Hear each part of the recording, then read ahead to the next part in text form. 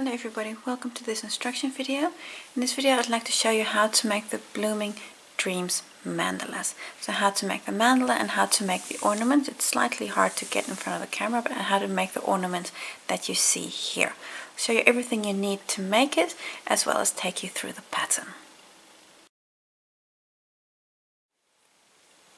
To complete the Blooming Dreams mandalas, you need either the pink mandala box or the blue mandala box. I'll show you the contents of these boxes, so that what you'll need to make the mandalas, as well as some extra things that are not included. So here's the spread of the things you need to make the Blooming Dreams mandalas. You'll need several colors of katona that are in your kit. If you have the pink kit, you'll have 3 pink colors and a number of neutrals.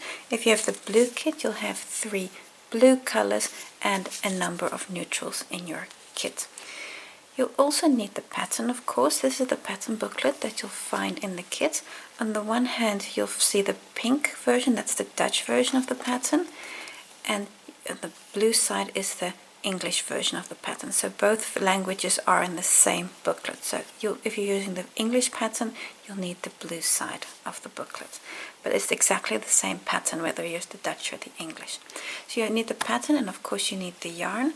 What you'll also find in your kit are the 3 mandala rings that you need to complete the mandala.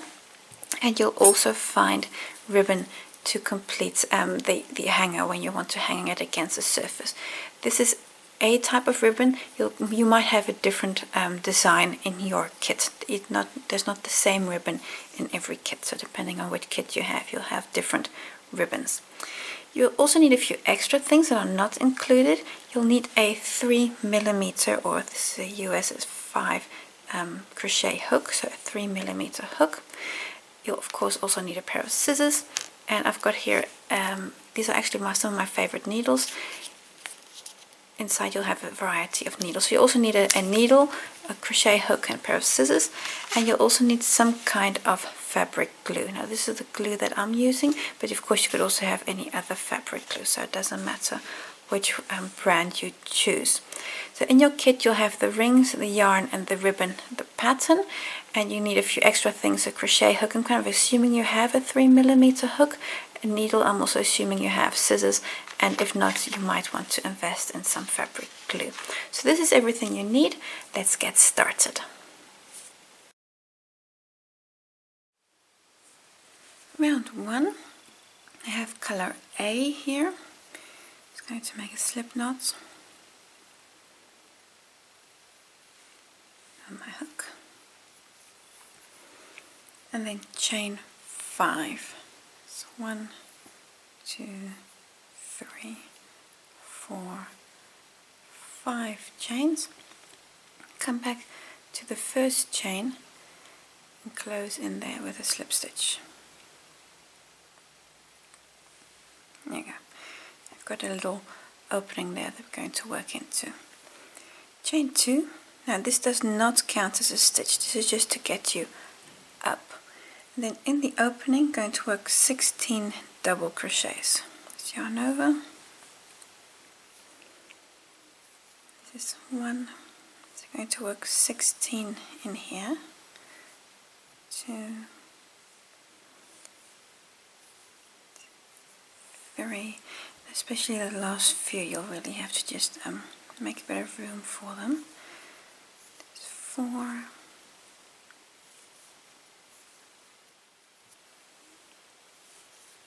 And this is 15. You just really have to just push the stitches aside, and then number 16. Squish them all in there. And that's number 16. Now we close on the first stitch. So that's the full stitch, not the... So the chain 2 here, going to skip that, then come to the stitch. First stitch and close on there with a slip stitch, and leave your yarn attached.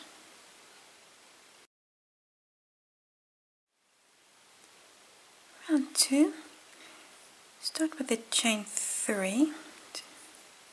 3. And this chain 3 counts as your first double crochet. Then in the same stitch, so the same position where the slip stitch in, make another double crochet. you've got 2 double crochets now in the first stitch.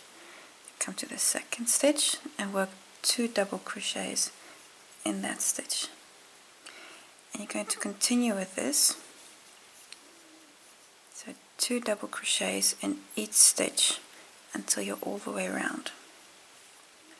And then we're going to close with an invisible join on the first stitch. I'm just going to go all the way around, then I'll see you back.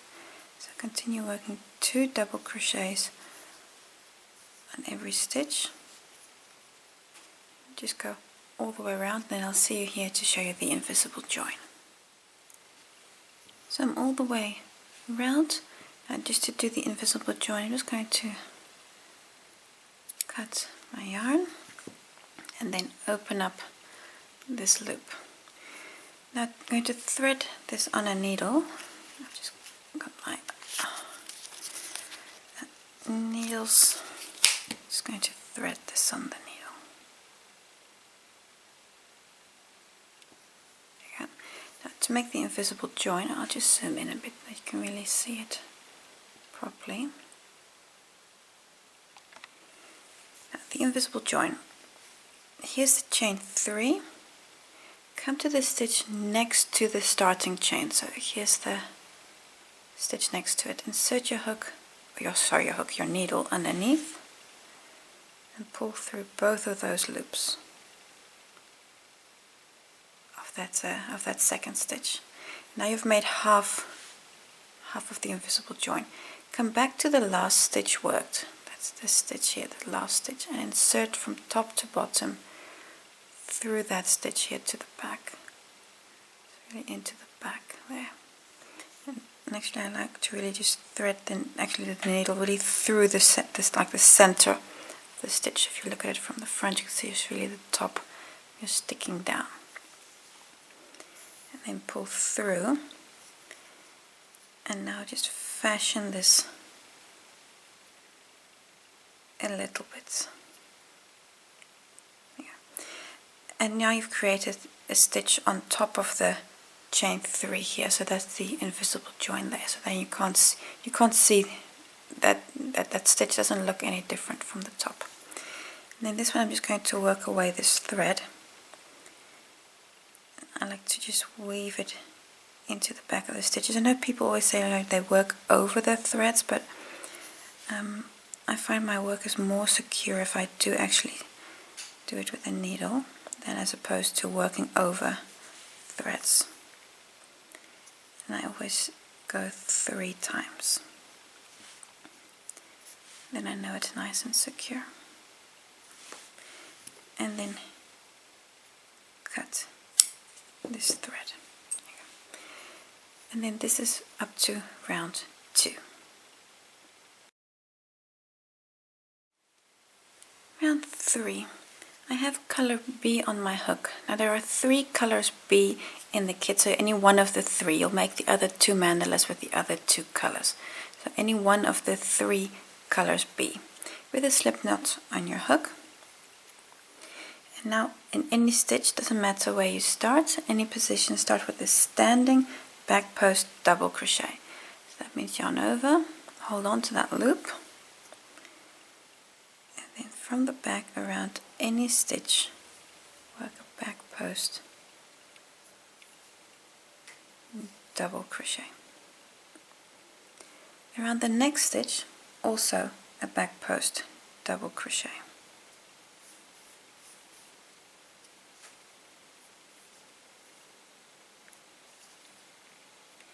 Now we're going to start the repeats. Chain 1. Then a back post double crochet on the next 2 stitches. So 1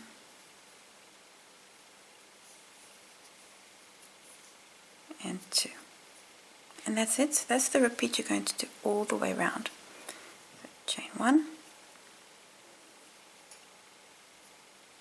back post double crochet, another back post double, and then the next repeat, chain 1, and then a back post double on the next 2 stitches. It's 1,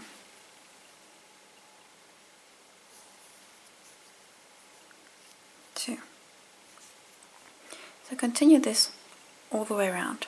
When you're almost here at this point, I'll just see you back for the last few stitches and the closing.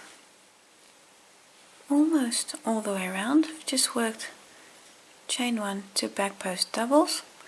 Now it's 1 more chain 1, and then come to the first stitch. Now that's the standing double here. You see there's the stitch.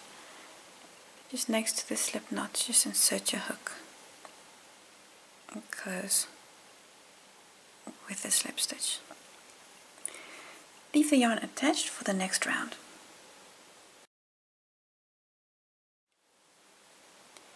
Round 4, I'm going to slip stitch to the chain space. So in the next stitch, work a slip stitch,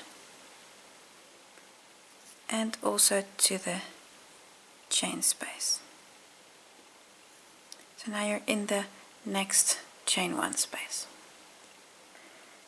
The repeat is chain 4, 1, 2, 3, 4. Over the next 2 stitches, now those are the two double crochets there, work a treble 2 together. So it's twice over.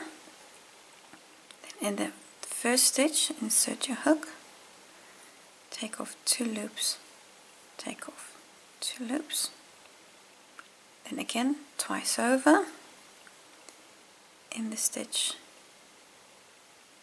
take off 2 loops, take off 2, 3 loops on your hook, take them all off. In the chain 1 space, work a treble. It's twice over. In that stitch, in that space I should say, work a treble.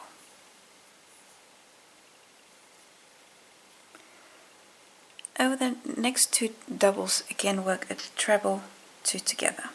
It's twice over. So 1, twice over. That's the second leg. Again, 3 loops on your hook, take them all off. Chain 4, 1, 2, 3, 4. Now come down to the chain space, that's this chain space here, and work a slip stitch in there.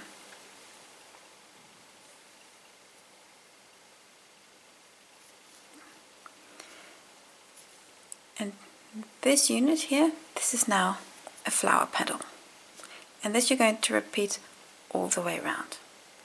I'll show you the repeat once more. Chain 4, 1, 2, 3, 4. Treble 2 together over the first 2 doubles. So 1 and 2. I just need a bit more yarn. You're going to take off, twice over,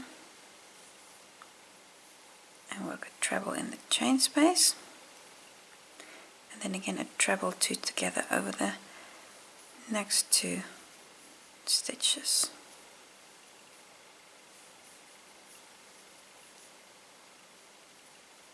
And take them off.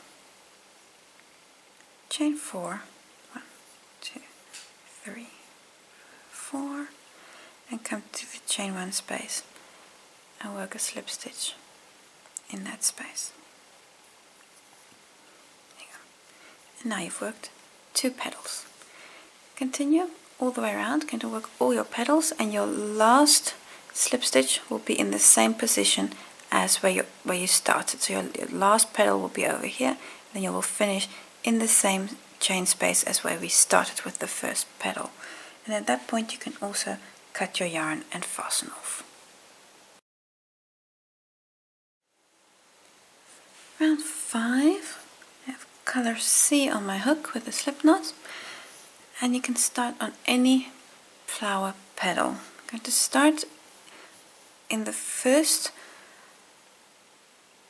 treble 2 together. So you've got a treble 2 together, a normal treble and a treble 2 together. So on any petal, that first treble 2 together, work a back post single, so a standing one, because you've got the yarn on your hook. So around that back post treble 2 together, make a back post single crochet around that treble 2 together. Then around the treble, another back post single,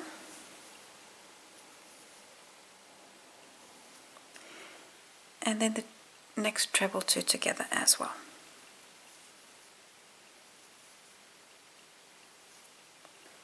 So around all 3 of the center stitches, you've got a back post single. Then chain 5, 1, 2, 3, 4, 5. Now come to the next flower petal, and again in the center 3 stitches work a back post single. So it's around the treble 2 together, a back post single, around the center treble, it's a back post single, and around the treble 2 together again, a back post single crochet. And again chain 5, 1, 2, 3, 4, 5, and then on the next flower petal, back post singles. Now I've done the repeat twice with you. Continue like this all the way around. So on those center 3 stitches, a back post single and chain 5s in between. Get here. After your last chain 5, close on that first stitch. I'll just show you how to do that, closing. When you're all the way around, the last chain 5, and I'll close on the standing single crochet. So here, this is the standing single crochet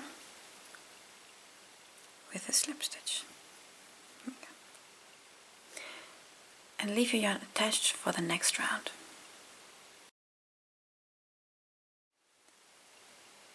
Round 6, start with a chain 3. And this chain 3 is again your first stitch. This counts as your first double crochet. So 1 double on the first single. The center single gets 2 doubles. So 1, 2 doubles on the center stitch, and then on the third stitch gets 1 double crochet. So it's 1, 2, 1. The chain space, 8 double crochets in the chain space. So 1, 2, 3, 4, 5, 6, 7, and the last one, 8. So 8 double crochets in the chain space. And now you're at the next set of 3 singles. The first one gets 1 double crochet. The center stitch gets 2.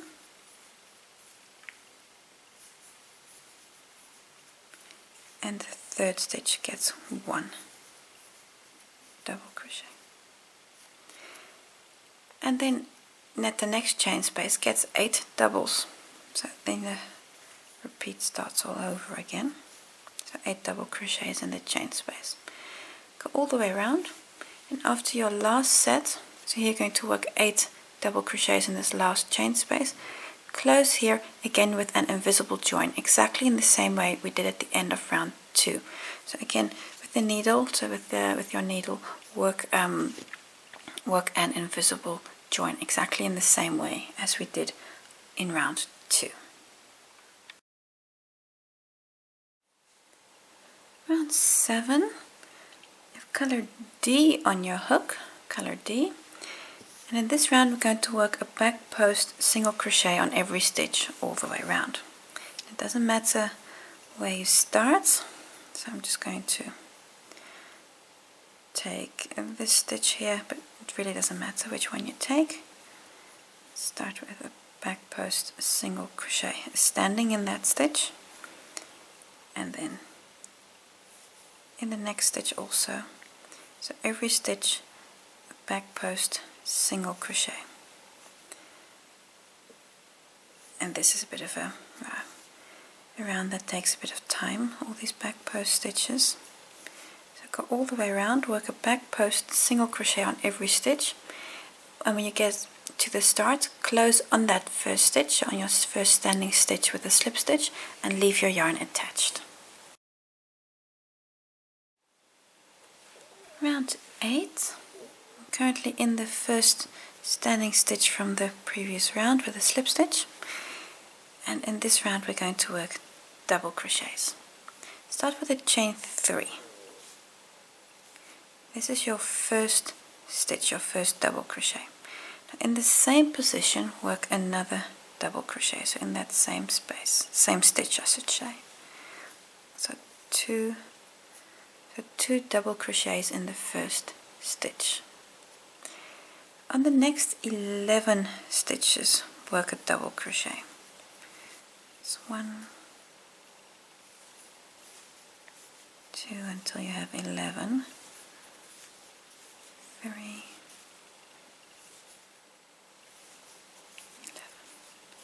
There you go, 11 double crochets, and then in the next stitch 2 doubles, 1 and 2, so 2 double crochets in the one stitch, and repeat. So now again 11 double crochets, so the next stitch will be the first of 11, and you're going to repeat that all the way around. So 11 double crochets and then 2 in one stitch, and then 11 double crochets and then 2 in one stitch. You're going to go all the way around, and then you'll finish with 11 double crochets. Then close here on the first stitch with an invisible join, so exactly the same way we've done before. Cut your yarn and thread on your needle and work an invisible join. Round 9, I have color C on my hook again, and this round again a back post single crochet on every stitch all the way around. Start on any stitch, doesn't matter which one. I'm going to take this one here, standing back post single crochet, and then one in the next stitch as well. So this is we've worked around like this before. So just a back post single crochet on every stitch all the way around, and when you get back to your starting point, to that first stitch, close on that stitch with a slip stitch and leave your yarn attached. In round 10 we're going to join the mandala to the ring. Now just to give you an idea of where you are on size, the mandala is now roughly 13 centimeters, and if you put it in the ring, which is a 15 centimeter ring, you can see that there's about a centimeter around the mandala, and that's also what you need to just stretch it up so that it really fits nice and tight into the ring, that it doesn't become floppy. So this is about 13 centimeters and the ring is 15, so that gives you a nice about a 10% difference, so you can really stretch this mandala nicely into the ring. So I'll show you how to connect the mandala to the ring. Round 10, so to join the ring to the mandala. Chain 1. This does not count as a stitch, it's just to get you up. Now what we're going to do is we're going to work single crochet 2 together over the current stitch, the next stitch and the ring. So I'm going to insert my hook through the current stitch. Now to pick up a loop, I'm not going to pick up the loop straight. I'm just going to go underneath the mandala, underneath the ring I should say, and pick up the yarn from the other. So the yarn goes over the ring and my hook is underneath the ring. And pick up that loop and bring it up to where you're currently at. Let me just see, I've got a yarn tail here, and I'm going to leave it to the bottom, it should be fine. Now, and then in the next stitch do the same. So in the next stitch, insert the hook underneath the ring and grab the yarn on the other side and bring it back up. And now complete a single crochet, 2 together. There you go. And this we're repeating all the way around. So in the next stitch, insert your hook. So actually no, sorry, in the same stitch, insert your hook. So in the same position where you're currently in, insert your hook. Grab underneath the ring, the yarn is over the ring. Grab that yarn thread and bring it up.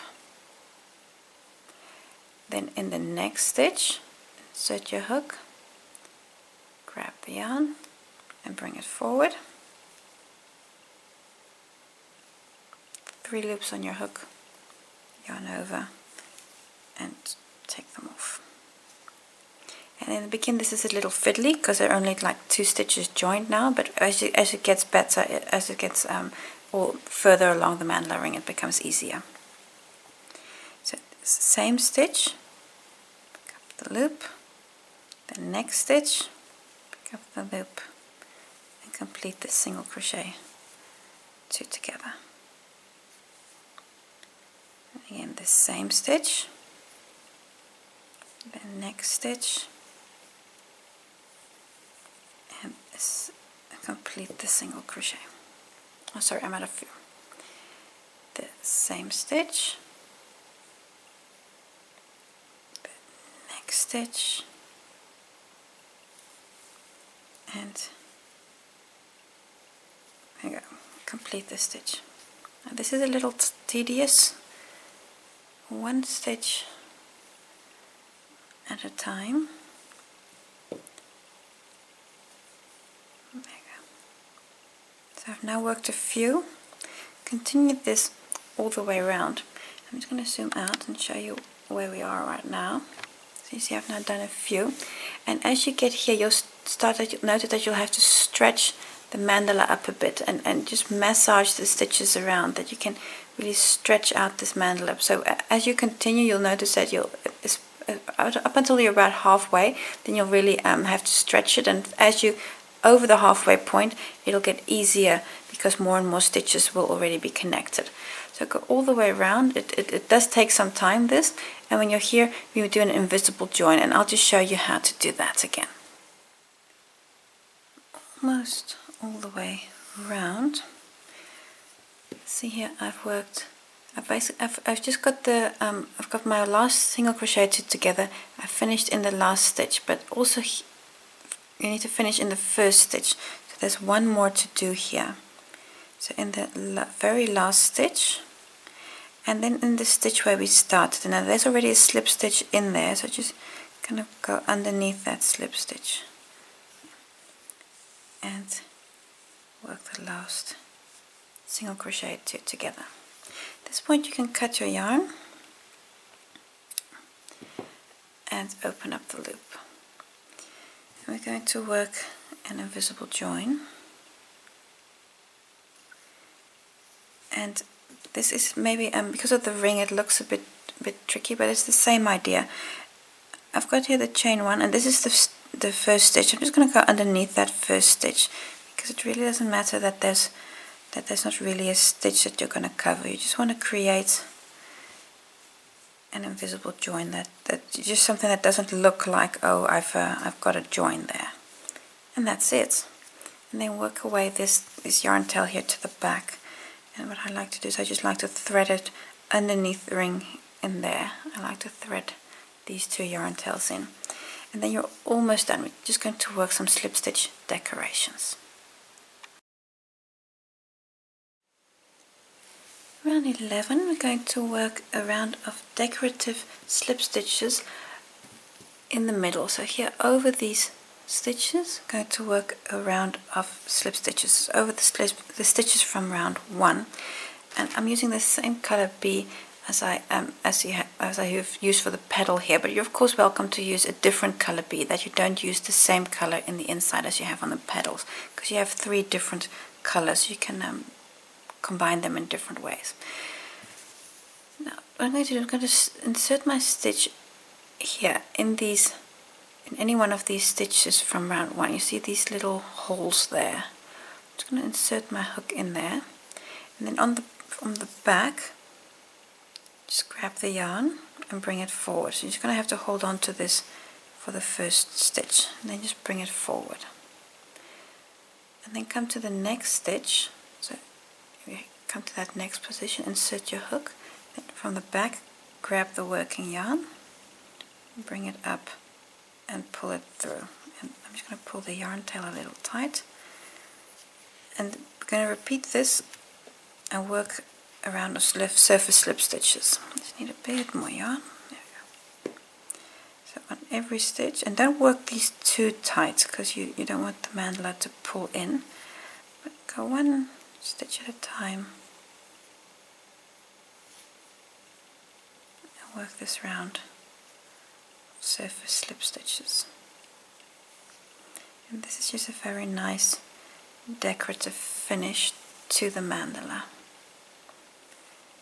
And when we're at the start, we'll make an invisible join, and I'll show you how to do that. But for now, there must be a slip stitch in there, because that one just took a little bit more effort. Continue and work these slip stitches. And when you're here, I'll show you. When you're here, I'll show you how to do the invisible join. So all the way around, and now at this point I would make the last stitch. So you see I've got 1 stitch left, and I'd make 1 slip stitch. But this last slip stitch, we're going to do that with an invisible join. So I'm just going to cut my yarn. Just going to cut my yarn and then pull this loop through. I've cut it rather long, but okay. And then insert this tail on the needle. And now we work an invisible join exactly the way we've done before. So underneath these both loops of the last stitch, and then come back and complete that invisible join. There you go. And now it's really a continuous circle. And then here on the back, I like to be a little bit practical, and I actually make a small knot between these 2 yarn tails. There you go. And now I work these away in underneath the stitches, the blue stitches that I just made. I work away that yarn tail. And you've got a nice little edge of decoration there. You've now worked the 1 mandala. This is what your mandala looks like, but you of course need to work the other 2 as well. So this was in one version of color B, and this is another version of color B, and this is another one. So you've got 3 mandalas. If you have the blue colorway, you have 3 mandalas with just a different color flower petals. So this is, for example, the blue colorway. You need to work all 3 of these, or if you have the pink colorway, this is what your work looks like. This one, and this one, and this one. So work all 3 of your mandalas, depending on which colorway you have, and then we're ready to turn this into an ornament that you can hang on against a wall or against any surface you like. When you've made all 3 mandalas, we're going to join them together to make an ornament. I'd like to show you how to do that. So these are the 3 mandalas all completed. And I have here 3 pieces of ribbon. So this is the ribbon that's in your kit, and you cut them to different lengths. I've got 2 that I've cut to the same length. And you can cut this to 20 centimeters or 15 centimeters or whatever distance you would like. You can do up to 20 centimeters. And this is the distance that's going to be, well, if you fold it double, this is going to be the distance that will be between 2 of your mandalas. So whatever distance you'd like them to be apart, cut it to that length.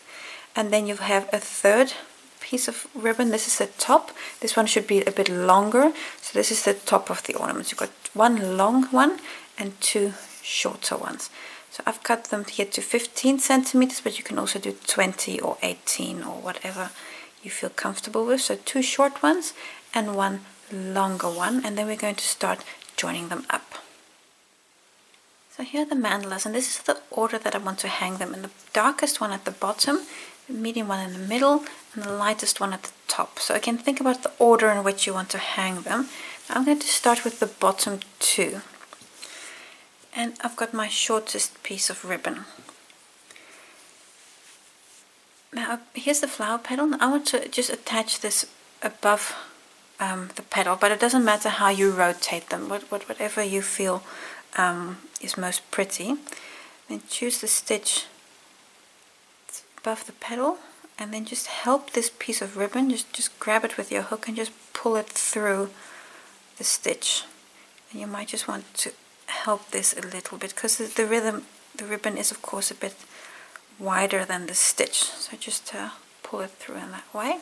So this is the bottom one, and here I've got the one that's in the middle. I'm going to do the same idea, but I want to do it the other way around because I want the seam of the ribbons to be at the back. So this is the back side, and again, so just eyeballing it, I'm just going to grab this stitch here and again pull the ribbon through. There you go. And now I'm just going to flip them over again. The reason why I'm doing that is then I know that the seam between the ribbons is going to be to the on the back edge and not on the front. And now you can, if you have them like this, you have a bit of an idea of how far you want those mandalas to be apart. And this does take a little bit of coordination. I'm not going to just leave them on top of each other, because what's now the point is you're going to let these two pieces of ribbon overlap and then glue that together. I've got the fabric glue, and you don't need an awful lot, so I'm just going to put some fabric glue on one edge here. There we go. I'm going to spread that out a little bit with my finger. I'm not sure that this is the best technique, but this is my technique. And of course then I just need to wipe off my finger and then let it overlap with another piece. There you go. And now typically you want this to stay put until it's dry, and for that reason I have a little peg here. I'm just going to do like that, and I might even do 2 of them next to one another. And then leave this to dry. This could take 24 hours to dry, so just leave this to dry, and then we're going to do exactly the same. So this is the bottom 2 connected, then you'll join the one in the middle here to the one in the top in the same way, and then you have the one at the top, you'll do the longest piece of ribbon, the longest one, you'll just join this through this one side, and also again join these 2 like that to form a loop. So you're going to do the same here at the top, and then you'll have these 3 joined together in one line, and then your ornament will be finished. But I'm just going to do a bit of a time lapse on you, so I'm going to just connect the other one here to the top and allow everything to dry. And when you've allowed the glue to dry, you can just take off the pins, and they are slightly, joined to the pins, but they're fine. Actually, they just need a little bit of help to get them, because they've kind of glued everything together. Now you've got a really sturdy join here on this one, and also on the others. I can also take those off. See, they're just slightly, I've just glued them together a little bit. This one and that one. There you go. And now they're nicely glued together, and then just fashion this a little bit, and then you can hang them like this, you can hang them against any surface. So then you've got all 3 of them done, and you've got your ornament finished. So this is the pink version. It's also the blue version. I hope you enjoyed making these mandalas, and that you have a lovely ornament to hang against a cupboard or a door. Thank you for watching. I hope to see you again soon for a new project.